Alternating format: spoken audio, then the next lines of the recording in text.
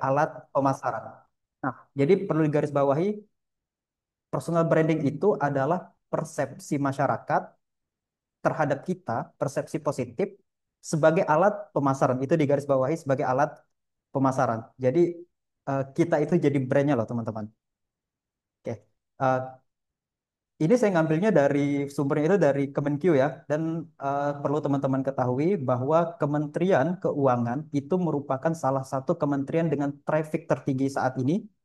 Jadi dia itu berlomba ya. Jadi kami di Kehumasan itu eh, secara periodik mendapat laporan dari pusat bahwa Kementerian ATR BPN pada saat Pak AHY ya, Pak AHY itu anaknya Pak SBY, pada saat menjabat itu trafficnya yang paling tinggi.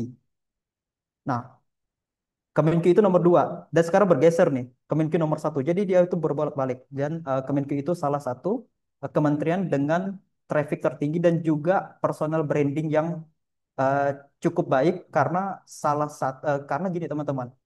Bahkan apa ya, pegawai dari Kementerian Keuangan itu menjadi brand ambassador-nya.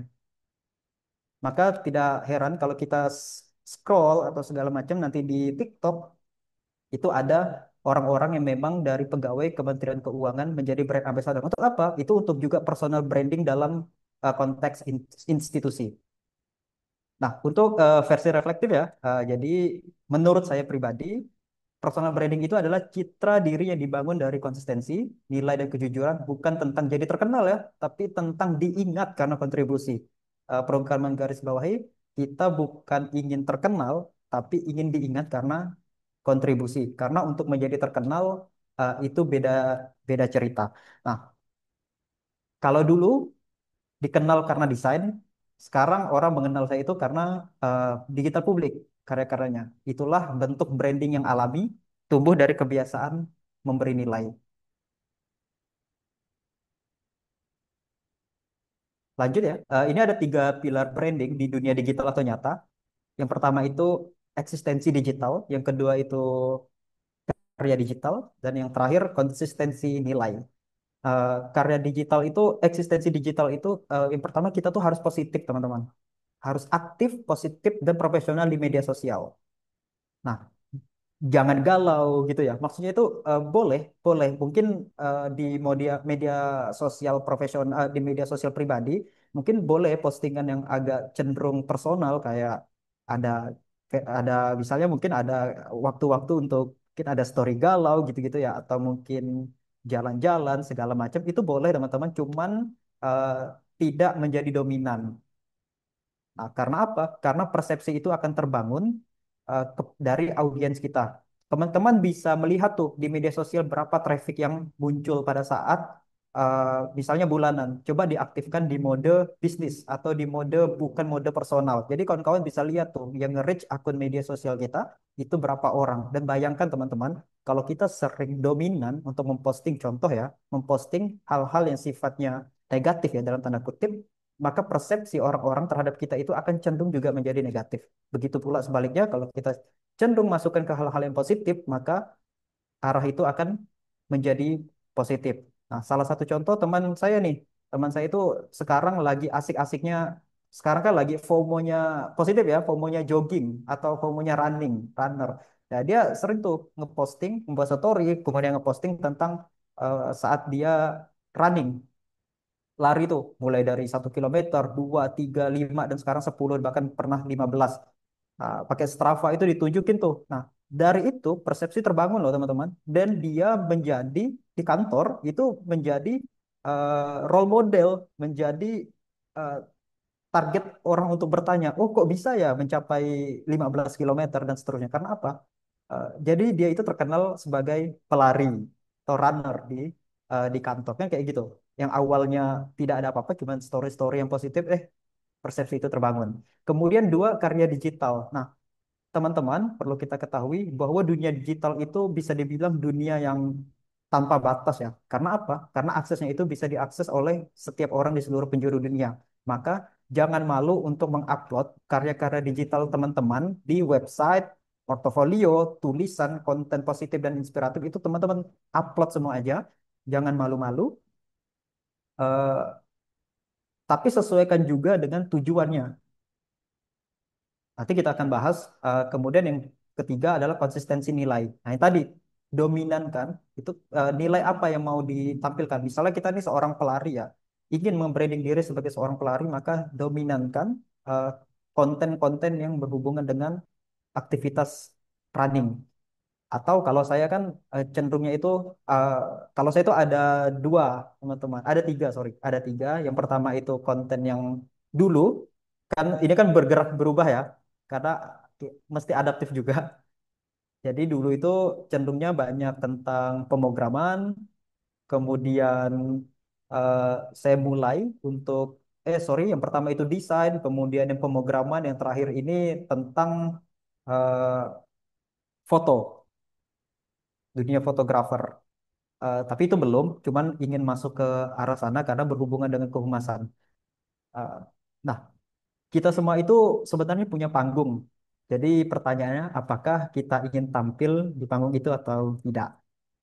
Nah, ini di sisi kanan teman-teman bisa lihat dulu eh, ketika membuat buku, saya itu kan bingung ya, bukan penulis awalnya, bukan apa, gimana nih cara menjual buku ini? Karena kan keluarnya juga cukup banyak ya. Jadi pada saat itu saya masuk ke salah satu forum menulis, kemudian disuruh buat buku, tapi bingung nih cara masarinya. Ya udah eh, scroll scroll reels pada saat itu, ada tuh tentang yang lagi boomingnya itu orang lagi membalikan buku. Nah kontennya tuh rata-rata gitu dengan musik tentang reading. Jadi musiknya itu musik reading, kemudian si apa konten kreator itu membalikkan buku dan itu trafficnya tinggi. Nah, karena kebetulan pada saat itu saya juga menerbitkan buku, maka ya udah saya pakai aja gitu kan. Saya pakai aja, coba dan ternyata tembus loh dalam waktu hampir 2 harian pada saat itu trafficnya itu sudah 19.000 orang dan itu dinotis oleh salah satu distributor buku di Jakarta.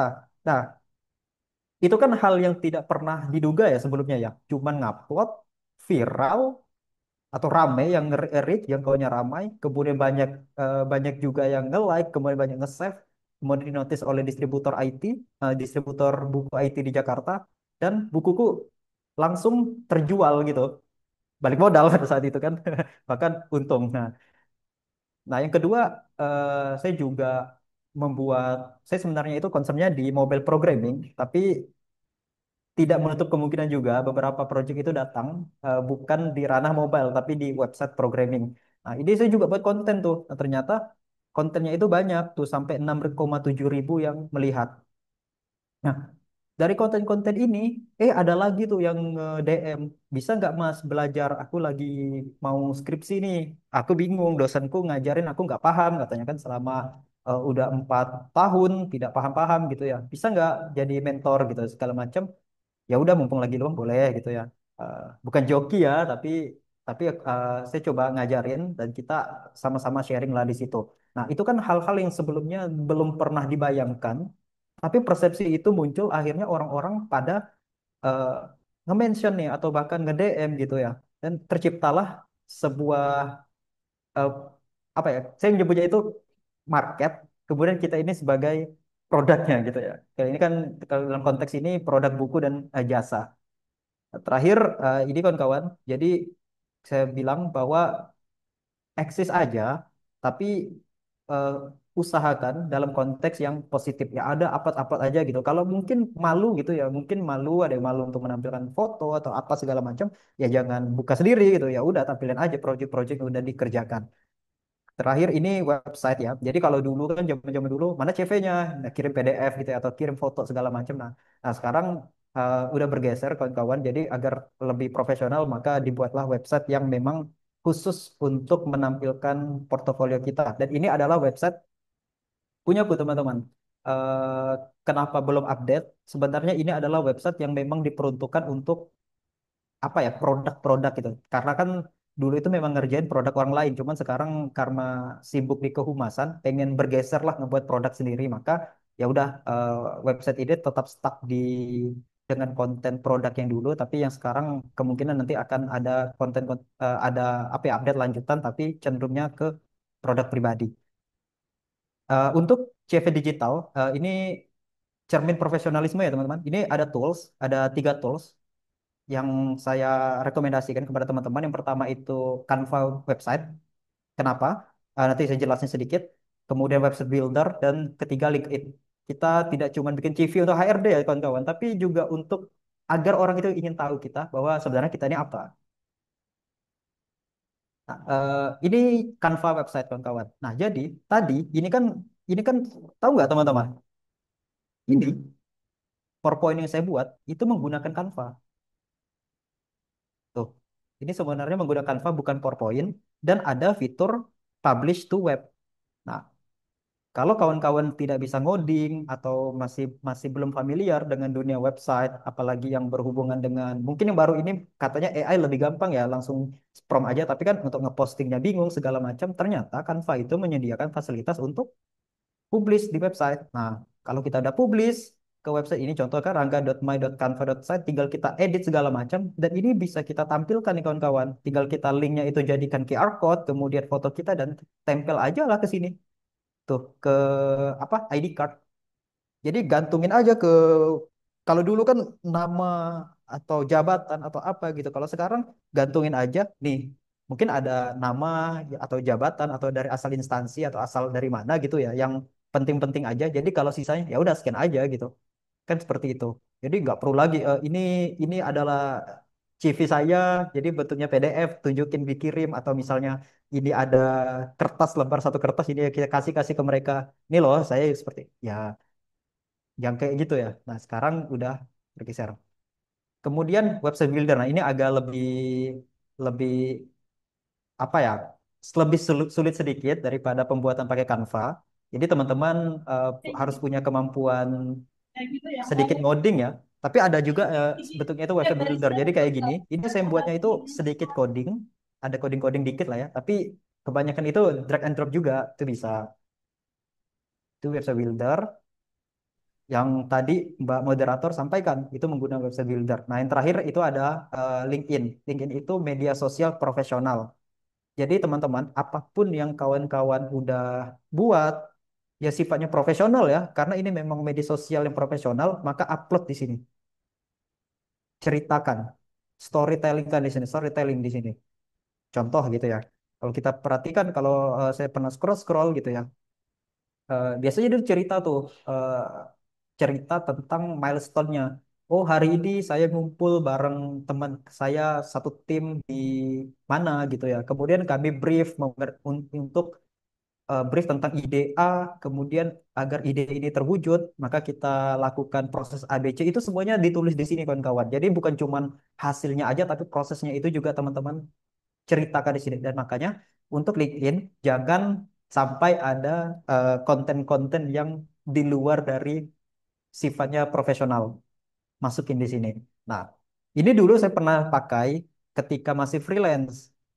Nah, sempat juga di ada di kontak-kontak orang orang lah ya di sini. Cuman mungkin rezekinya bukan di LinkedIn, tapi rezeki saya itu cenderung di media sosial eh, TikTok, Instagram, kemudian YouTube. Itu pernah lewat situ. Kalau LinkedIn itu belum pernah closing kalau nggak salah.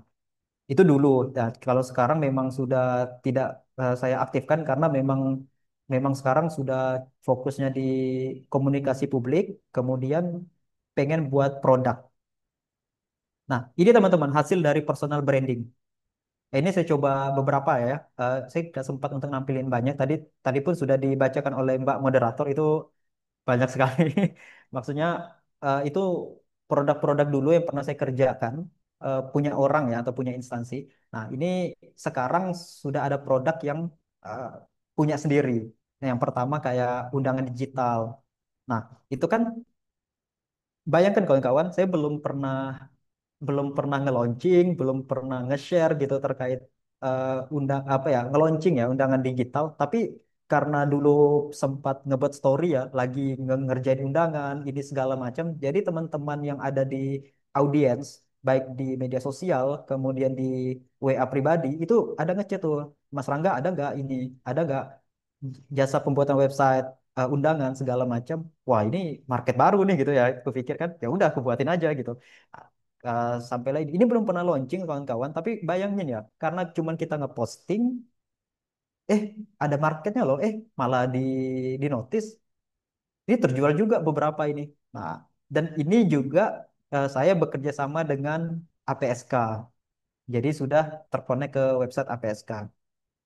Kemudian ada juga aplikasi Tosca. Ini udah lama ya kawan-kawan. Aplikasi Tosca itu kayak aplikasi ini udah ranahnya ke pemrograman. Kalau ini sebenarnya kalau undangan itu memang pemrograman tapi agak gampang lah ngerjainnya. Nah, kalau Tosca itu yang versi expertnya. Jadi eh, dulu pernah ngebuat aplikasi Tosca itu kalau kawan-kawan tahu Ruang Guru. Nah, ini Ruang Guru versi Unastan. Nah, itu tes Tosca. Jadi sistem pembayaran otomatis, pembelian buku bisa di situ dan seterusnya. Dan itu bekerja sama dengan PT Bebas Inti Cendekia yang basisnya itu di Bintaro, Jakarta. Nah, ini juga pernah ngebuat karena apa? Kan banyak ini saya tidak kenal orangnya, dia orang Kemenq, saya tidak kenal orangnya, dia punya project dan tiba-tiba menghubungi. Oh, kok bisa gitu ya? Oh, ternyata dari personal branding itu juga. Nah, jadi personal branding itu selain dari digital juga ada yang real atau bukan digital. Jadi kalau undangan itu karena digital, saya nge-share di Facebook, nge-share di Instagram dan seterusnya. Kalau Tosca itu dari mulut ke mulut. Nah, saya pernah ceritain, nih saya ini bisa ini nih, bisa ini gitu kan. Teman-teman ternyata nyebar dan dihubungin untuk ngebuat aplikasi Tosca dan ini eh, sangat kompleks kawan-kawan. Mungkin sekarang sudah, saya tidak tahu apakah masih aktif atau tidak. Saya memang vakum untuk ngerjain ini karena memang concern kemarin itu di komunikasi publik ya, di kehumasan memang lagi sibuk-sibuknya keluar-keluar. Eh, dan ini saya sih tidak tahu apakah masih berjalan atau tidak. Maka saya cek di Play Store itu masih ada. Cuman kalau terakhir dapat info bahwa aplikasi ini sekarang itu apa ya orangnya itu lebih cenderung membeli buku fisik.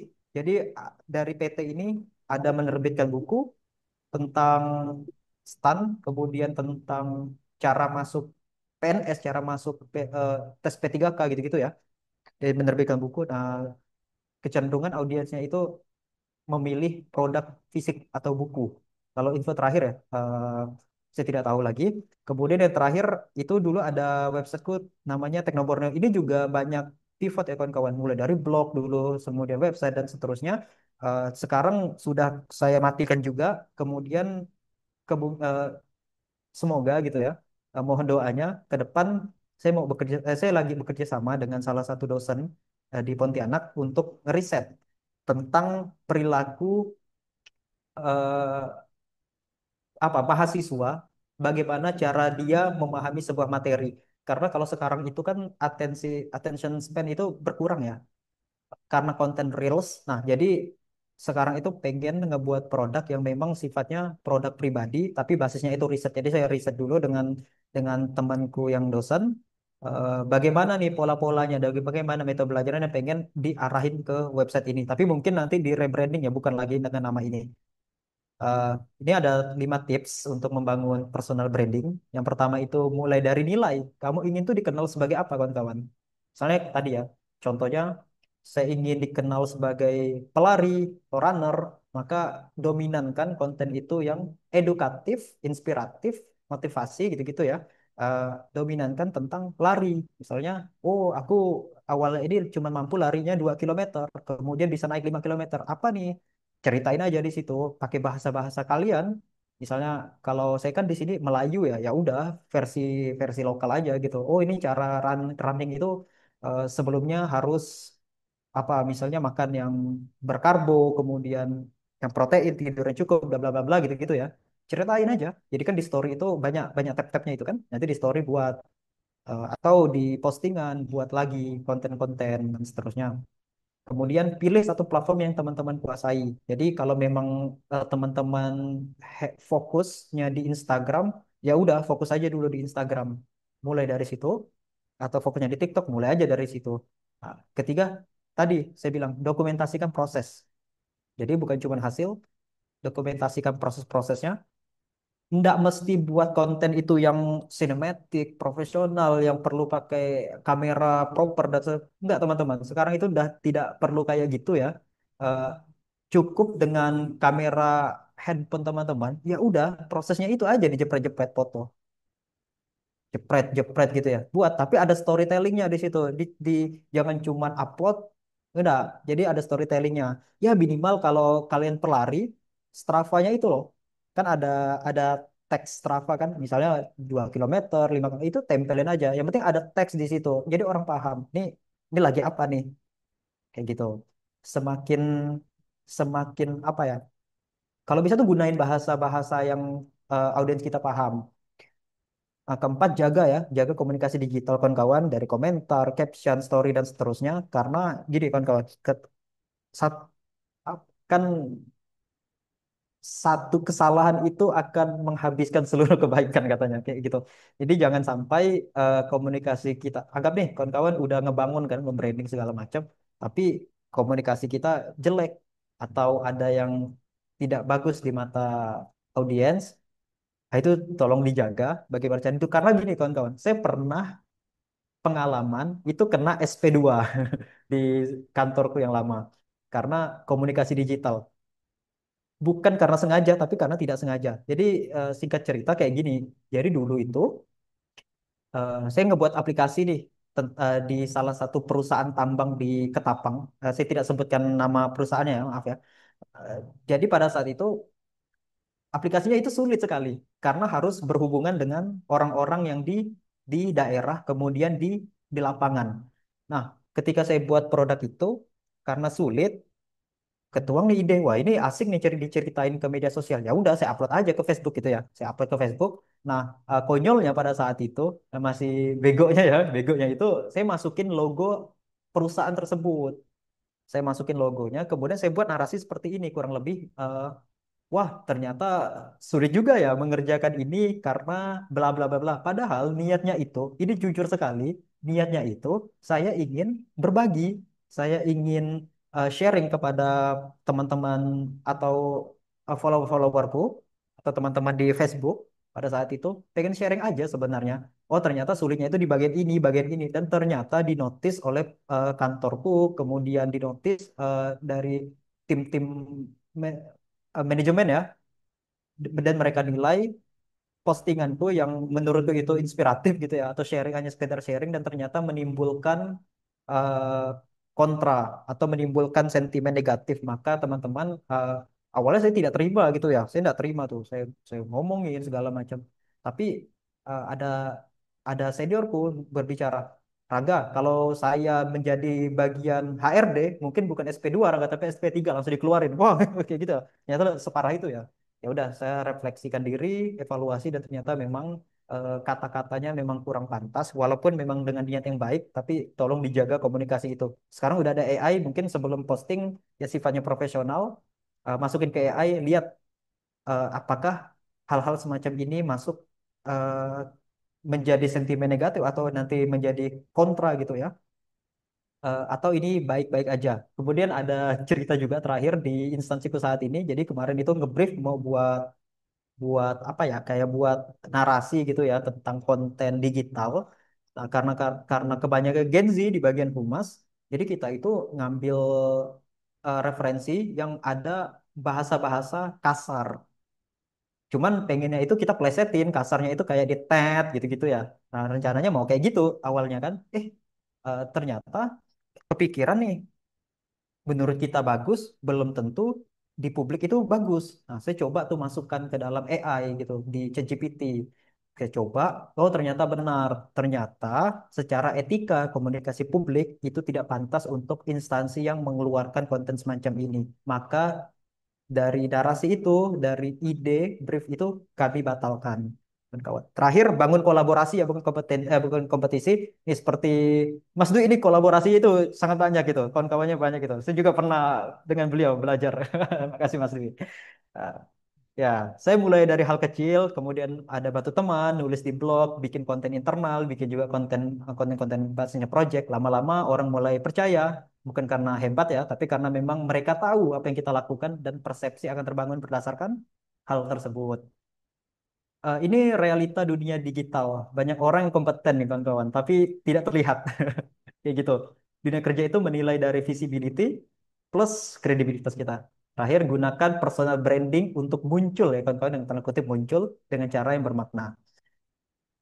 Kadang orang eh, yang lebih hebat itu tidak dapat kesempatan ya, bukan karena memang kurang pintar, tapi memang karena tidak terlihat. Jadi pintar-pintarlah terlihat. Ini pelajaran penting ya dari perjalanan. Pertama kita harus adaptasi dan tetap relevan dalam perkembangan zaman. Jadi mungkin kalau dilihat dari track record atau historical pekerjaan saya, memang ada benang merahnya itu tentang masih dalam area teknologi, informasi, kemudian desain ya. Cuman itu kan melompat-lompat ya dari desainer, kemudian programmer, kemudian ini di kehumasan dan seterusnya. Walaupun memang masih mengerjain proyek-proyek tersebut. Cuman kayaknya itu lompat-lompat gitu ya. Nah, eh, itu bukan karena ingin melompat-lompat, tapi memang karena beradaptasi dan tetap relevan kawan-kawan. Karena kalau memang saya turutin nih misalnya di desainer gitu ya. Sekarang pun ada kawan-kawan saya yang ngechat nih, Raga, nih kayaknya profesi desainer ini agak mengerikan ya sekarang karena sudah terlibat oleh AI gitu. Yang dulunya orang buat logo eh, ngontakin saya sekarang udah bisa buat logo sendiri dengan AI. Nah, kan kayak gitu ya. Jadi kita harus tetap relevan kawan-kawan dan beradaptasi. Kemudian yang kedua, jangan remehkan proses. Jadi proses itu ya udah jepret-jepret aja gitu. Jangan bilang, oh ini jelek nih. Nggak mesti bilang jelek gitu ya. Ya udah jepret aja gitu. Tapi narasinya itu ditulis.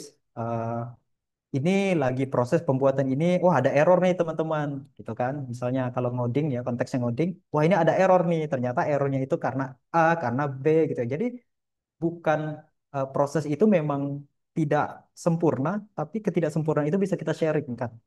Dan itu menjadi persepsi baru kepada orang-orang, oh ini orang lagi ngerjain project ini ya, kayak gitu ya.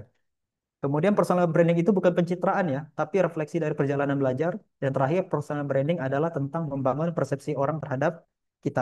Saya belajar bahwa setiap fase hidup itu membawa identitas baru. Nah, ini buku yang saya terbitkan. Ada quotes yang saya modifikasi jadi sesuai konteks pada hari ini. Jadi di belakang buku ini ada quotes seperti halnya aplikasi, setiap versi baru itu lahir karena ada kesalahan yang diperbaiki dari versi sebelumnya. Maka jadilah versi terbaru dari dirimu yang terus memperbaiki dan bertumbuh, bukan berhenti di titik yang sama. Hingga akhirnya persepsi positif orang lain akan muncul seiring bertumbuhnya kamu. Oke, terima kasih atas atensinya. Saya kembalikan ke moderator. Ya, baik.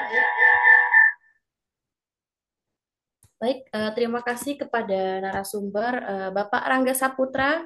Eh,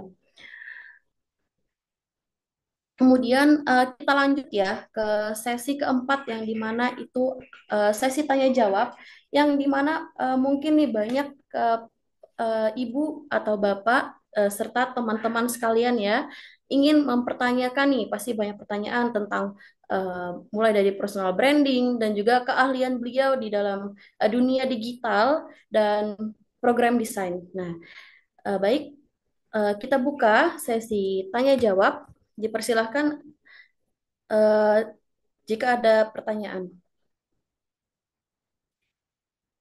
Untuk pertama, tiga penanya terlebih dahulu ya. Baik, dipersilahkan. Izin bertanya, Ibu, tapi saya tidak bisa on cam ya, Bu ya. Nggak apa-apa. Baik, disilahkan kepada Bapak Abdul Azhar. Ya, Bu. Ada sedikit pertanyaan. Biasanya kalau personal branding kan itu nantinya kepada citra diri, apakah itu betul? Kemudian bagaimana kita membuat apa namanya branding terhadap diri kita itu tidak lompat-lompat idenya sehingga sekuen orang mengenal kita bahwa kita itu misalkan pakar di bidang apa atau ahli di bidang apa seperti itu.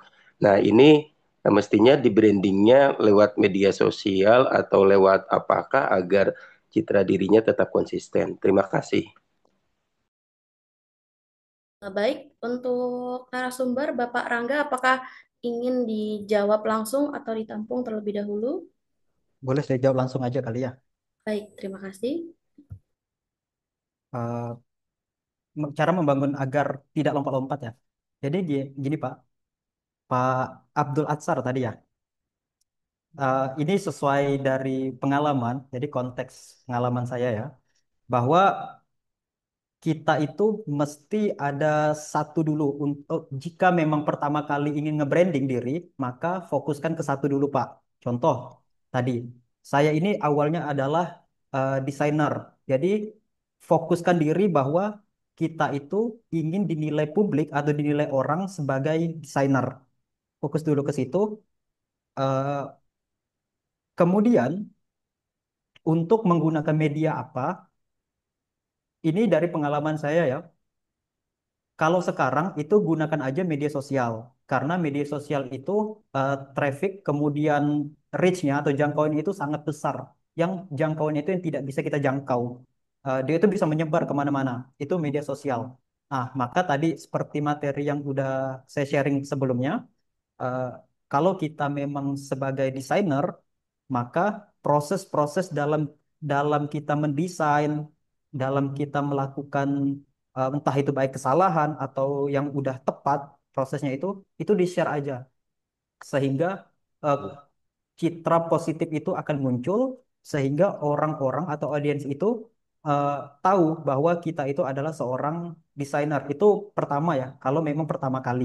Nah, kemudian yang kedua eh, dari pengalaman juga ini dan juga saya ada diskusi lah ya dengan kawan-kawan yang lain bahwa ternyata kalau konteksnya itu bekerja, ternyata personal branding yang paling kuat itu adalah dari mulut ke mulut, Hmm, ya. dari mulut ke mulut. Nah, kayak tadi, misal kalau kita masuk ke suatu dunia pekerjaan ya, biasanya sekian kata konon katanya lebih dari 50% itu tertutup. Tapi Hmm, lewatnya itu yang masuk adalah mereka-mereka yang sistemnya itu rekomendasi. Nah, maka jangan lupakan juga eh, personal branding yang sifatnya non digital atau yang di dunia real. Ya, kalau saya itu biasanya kalau dulu ya, dulu kalau saya kan konteksnya itu pemrograman. Jadi itu biasanya tunjukin nih ke kawan-kawan. Tapi jangan kayak kita itu jualan ya. Jadi gunakan teknik soft selling kayak, bro, aku udah ada buat ini nih, ini keren loh, ya keren ya, ini teknologi baru nih, ini aku coba bisa, bisa ya kayak gitu-gitu. Nah, jadi kayak mengalir aja gitu. Nah, seolah-olah kita itu menunjukkan proses-proses kita, padahal kita, padahal memang sebenarnya diarahin untuk personal branding kayak gitu ya. Nah, jadi waktu kuliah dulu pun saya juga sempat Pak bahwa waktu kuliah ketika ditanya nih siapa yang bisa desain untuk logo ini, oh itu Rangga. Siapa yang bisa ini itu Rangga. Jadi kehubungan kalau desain itu memang sebutnya nama Rangga. Kalau di kelas lain ada lagi gitu ya nama, tapi di kelas ini oh Rangga gitu. Karena apa? Karena memang kalau Mas perihal desain ada contohnya nih, ada hal-hal baru itu saya sering ceritakan secara langsung ke teman-teman nih ada desain baru kayak kayak gitu. Nah, itu kalau konteksnya untuk pertama kali. Pertama kali nge-branding, tadi fokus ke satu, kemudian jangan lupakan branding secara real di dunia nyata. Kemudian yang kedua, kalau sudah bukan tidak boleh melompat ya, tapi kalau bisa itu lompatannya itu ada benang merahnya. Kalau untuk iya. nge-branding, ya ada benang merahnya. Eh, Kayak tadi desainer ke programmer, programmer ke kehumasan itu ada benang merahnya. Benang merah itu tentang teknologi informasi. Jadi ini orang tetap on the track ya, tetap di ranah Konsisten ya, IT Pak. ya. Iya, tetap on the track. Eh, Tidak melompat. Jadi tetap tuh proses. Oh, aku sudah belajar desain nih, udah bisa di tahap ini. Aku pengen coba ngebuat kalau konteksku ya. Aku pengen coba buat website. Tapi bisa nggak ya desainku yang kemarin itu dimasukin ke dalam website? Nah itu kan ada benangnya tuh, benang merahnya itu. Iya, iya. Nah ya kayak gitu sih. Sehingga ya orang-orang tahu nih orang yang awalnya desainer sehingga kemudian ke programmer, kemudian yang terakhir ke kehumasan, sehingga dibungkusnya menjadi istilahnya itu praktisi IT. Nah, kayak gitu Oh, sih. iya, iya, iya, iya. Oke, makasih, Pak. Ya. Baik, untuk Bapak Abdul Asar, apakah sudah puas nih? Apakah sudah terjawab semua Oke, pertanyaannya? Satu lagi Bu, Pak, saya kebetulan hobi menulis ya Pak, tapi saya juga banyak buku saya. Oke. Terus untuk membuat personal branding dan buku kita nanti bisa bestseller. Bestseller itu kan salah satunya pengakuan dari halayak ramai atau dari masyarakat publik bahwa kita memang fokus di bidang penulisan. Nah, ini bagaimana Pak biar bisa apa namanya eh, orang mengenal kita bahwa kita adalah penulis seperti itu. Oke, Makasih. baik. Sebelumnya boleh tahu dulu judul bukunya apa atau target pasarnya bagaimana dan apa yang udah Bapak pernah lakukan untuk memasarkan buku tersebut, Pak? Oke. Buku-buku saya dipasarkan oleh apa namanya online shop gitu Pak. Di di penerbit The Publish, di Geraha Ilmu dan lain-lain itu kurang lebih ada 12 buku. Tapi bagaimana biar personal brandingnya bagus sehingga buku saya itu bisa masuk Gramedia atau toko-toko buku besar. Biasanya kan itu juga kemarin ada juga penerbit yang bilang kalau kitanya kurang terkenal atau belum Betul, nge-branding dia untuk menerima buku benar. kita di toko-toko besar mereka akan berpikir lebih lebih panjang karena menyangkut marketnya katanya seperti itu. Gimana Pak biar kita bisa marketnya atau personal brandingnya untuk menjual diri kita dalam arti tanda kutip gitu Pak. Makasih. Oke. Yang pertama saya mau berkomentar dulu terkait jualan di marketplace. Jadi gini, Pak. Jadi kalau kalau kita ngomongin marketplace itu seperti pasar ya. Seperti Hmm, pasar, eh, apa yang kita jual itu juga apa yang dijual oleh orang lain. Nah, yang pertama, betul. kayak gitu. Seperti Hmm. itu. Itu marketplace. Nah, untuk membedakannya adalah bagaimana cara kita itu unggul atau tampil di setidaknya kalau kalau di pasar itu yang paling depan. Ada diferensiasinya ya Pak Iya, pembedanya. pembeda. Iya, Nah, harus ada diferensiasi, harus ada. Karena gini, Pak, eh, karena yang punya skill, kompetensi yang sama seperti kita itu bukan cuma kita sendiri, karena ramai sekali, betul. Pak. Betul. Iya, karena ramai sekali. Nah, contoh ya, Pak. Ini ini mungkin saya coba. Saya bukan penulis sebenarnya. Saya bukan penulis, tapi tidak sengaja menjadi penulis pada saat itu karena memang keharusan untuk menerbitkan buku. Jadi saya itu masuk ke komunitas pada saat itu. Jadi gini, singkat cerita ya. Dulu saya itu eh, kalau bahasanya life quarter crisis gitu ya, kayak bingung Ya. nih, lagi krisis kayak gitu. Eh, Hmm. nah, diskusi ke orang segala macam tidak dapat jawabannya dan singkat cerita saya dapat jawaban ketika saya baca buku dengan judul Atomic Habits. Saya Iya, baca iya, itu. iya. Nah, Saya pernah baca.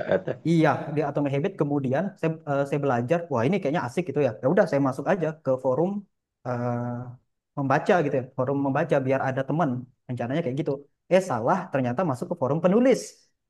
Hmm. Dan itu nggak ngeh gitu ya. Nah, singkat cerita, terbitlah buku. Nah, ini konteksnya sama nih. Kita sama-sama menerbitkan buku, tapi belum dikenal orang. Nah, karena harus ada perbedaan pada saat itu, karena yang mengerjakan itu juga ramai, maka pembedanya adalah saya menggunakan apa yang saya punya, Pak, privilege-privilege yang saya punya. Jadi karena saya memang punya apa ya, mungkin skill ya bisa dibilang ya, skill di ranah desain, kemudian skill di ranah media sosial, kemudian di forum-forum eh, yang lumayan luas gitu ya. Ya udah, saya gunakan itu. Jadi desainnya itu memang desain sendiri, yang lainnya itu contoh ya dari covernya itu saya coverkan buat sendiri, kemudian saya juga ada masuk di komunitas-komunitas ya udah saya juga eh, soft selling branding kan juga. Saya itu ceritain ke teman-teman bahwa saya ada membuat buku dan jangan lupa juga Pak exposure orang terkenal itu sangat penting.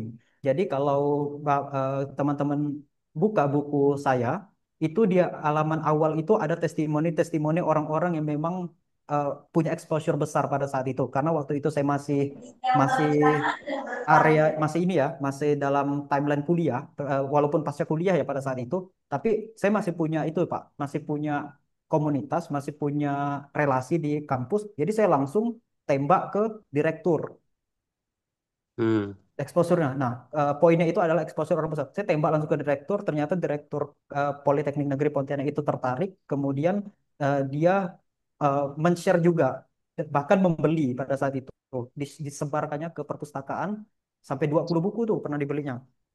Disebar di perpustakaan kampus, kemudian disuruh baca-baca dan seterusnya. Itu pertama. Kemudian yang kedua, saya juga mengkontak, ini Pak, pakar IT. Dulu namanya Pak Eriko, itu salah satu pakar praktisi IT dan juga dosen yang memang fokus di mobile programming. Jadi Hmm. kalau di YouTube, kalau tulis mobile programming itu bapak itu keluar. Saya kontak karena memang pernah di satu komunitas gitu kan. Saya kontak Pak, boleh nggak Pak ini? Boleh dong katanya baca-baca dikit kan. Ya udah buatin testimoni dan dia juga sharing. Nah, kemudian itu exposure orang besar, kemudian desain yang bagus, kemudian yang ketiga pada saat itu saya juga memanfaatkan momentum. Jadi karena memang algoritma kan saya kan lagi maraknya ingin jual buku ya biar nggak rugi ya pada saat itu. Dulu tuh saya udah habis sekitar 2 jutaan, pengen balik modal nih ceritanya nih. Jadi eh, ya udah saya sering buka-buka di media sosial yang hubungannya dengan buku dan ternyata algoritmanya itu menampilkan hal-hal yang memang hubungannya dengan buku. Nah, di situ keluar tuh, oh orang lagi trennya itu buku itu apa, kontennya seperti apa. Ya udah saya ikutin kayak tadi itu. Hmm. Saya Ya, ikutin dan ternyata masuk FYP dan viral gitu kan sampai dinotis oleh distributor buku anak IT yang di Jakarta. Nah, karena basis buku anak IT itu sudah besar sekali ya, akhirnya nyebar tuh bukunya kemana-mana tuh. Gitu sih Pak. oke.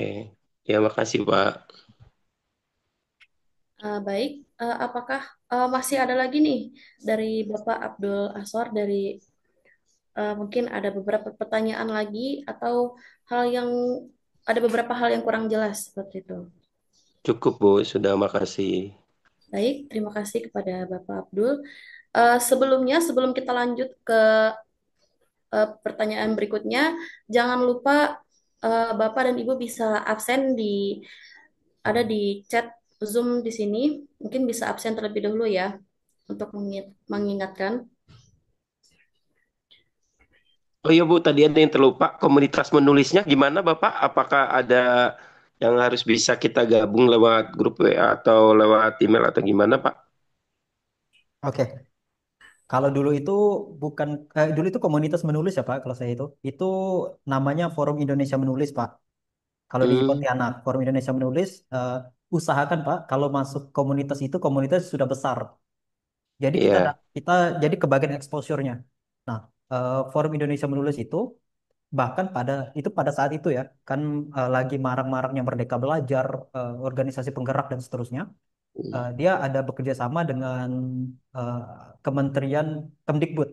Nah, jadi ketika itu ya program-programnya itu memang program nasional gitu Pak. Jadi memang ketika kita tag ke contoh nih kalau kita upload kemudian kita tag ke film kan Forum Indonesia Menulis pada saat itu ya, Hmm, itu dapat tuh audiens filmnya itu dapat juga ke kita. oke. Cuman kalau misalnya di daerah Bapak di daerah mana ya? Saya di Nusa Tenggara Barat, Pak. Oh, NTB. Nah, mungkin bisa cari di area situ Pak tentang komunitas-komunitas berhubungan dengan penerbitan atau belajar buku, apa membaca buku sana. Iya. Oke, Pak, makasih. Oke, baik. Terima kasih kepada Bapak Abdul dan kepada narasumber. Mungkin Pak Abdul bisa apa menghubungi kontak ya. Ini ada di room chat itu ya di Zoom. Nah, mungkin untuk Iya, lebih Bu. lanjutnya bisa dihubungi. Baik, Oke, makasih, Bu. baik. Selanjutnya ke penanya berikutnya, mungkin dari teman-teman sekalian ada yang ingin menanyakan lebih lanjut nih. Dipersilahkan.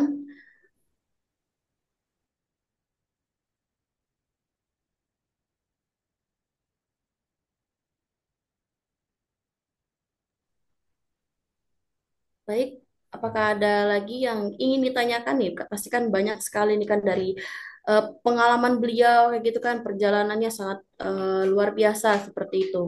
Mungkin dari teman-teman yang lain ada yang ingin ditanyakan. Kalau yang sifatnya teknis juga boleh, mungkin hal-hal lain.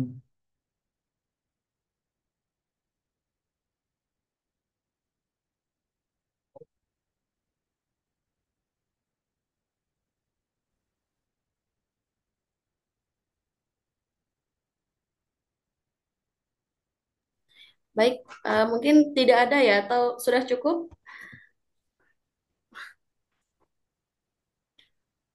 Oke, baik. Saya rasa sudah cukup ya. Kemudian closing statement yang akan disampaikan oleh narasumber. Silakan kepada narasumber.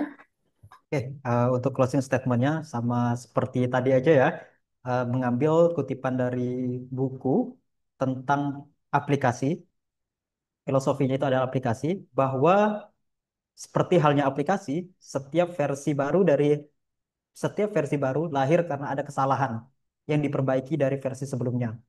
Maka jadilah versi terbaru dari dirimu yang terus memperbaiki dan bertumbuh, bukan berhenti di titik yang sama. Hingga akhirnya persepsi positif orang lain akan muncul seiring bertumbuhnya kamu.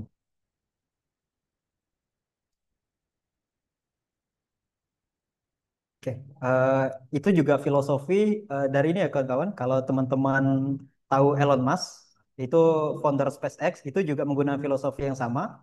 Jadi istilahnya itu, poinnya itu adalah eh, fail fast dan learn faster. Nah, kayak gitu. Jadi cepat gagalnya, cepat juga belajarnya. Diperbaiki terus tuh. Baik, terima kasih kepada Bapak Rangga sebagai narasumber pada hari ini. Jadi sebelum kita tutup ya, kita mungkin Bapak atau Ibu dan teman-teman bisa dibuka dulu kameranya. Kita sesi dokumentasi.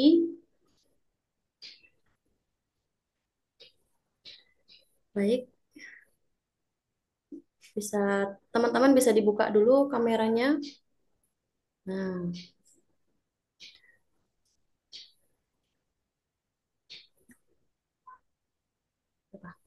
baik. Dalam hitungan satu, dua, tiga. Lagi, lagi. Satu, dua, tiga. Baik, sekali lagi mungkin ada teman-teman yang mau membuka lagi kamera. Mungkin ada gaya nih. Baik, hitungan satu, dua, tiga. Baik, saya ingatkan lagi ya, jangan lupa absen. Nah, baik, sebelum ke penutup, saya ingin menyampaikan beberapa hal nih. Nah,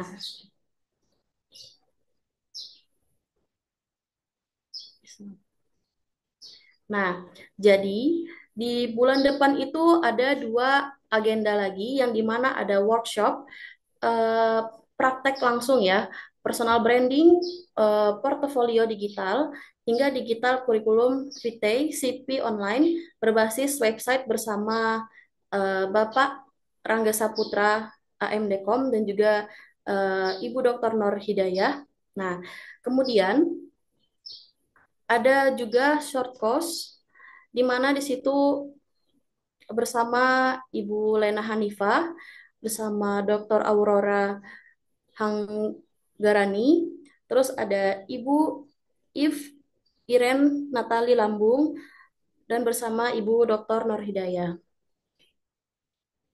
Baik, short course ini berisi ekofeminisme dan kepemimpinan lingkungan berkelanjutan. Mungkin bisa dilihat ya.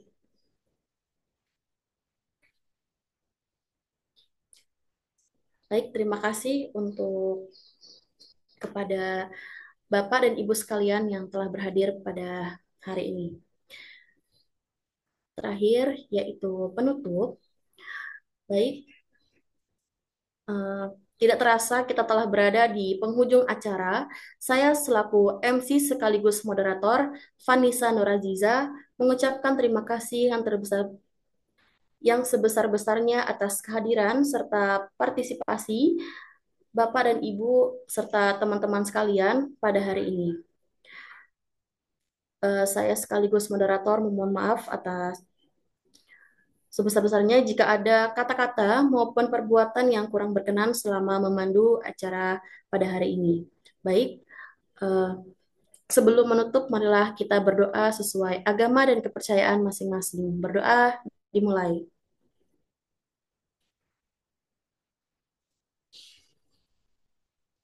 Berdoa selesai. Baik, saya harap Semoga ilmu yang kita dapatkan hari ini membawa berkah dan bermanfaat serta menjadi kunci sukses kita semua. Amin. Tabe selamat linguna latai, salam sahujud karendem malempang, adil kataleno, bacuramin kasaruga, basengat kajubata. Arus, arus, arus. Wassalamualaikum warahmatullahi wabarakatuh. Selamat pagi, salam, salam sejahtera bagi kita semua. Om Swastiastu, Namo Buddhaya, salam kebajikan. Yuk, terima kasih Bapak Ibu semua. Baik, terima kasih Bapak telah berhadir pada hari ini. Dan teman-teman sekalian juga terima kasih dan juga kepada narasumber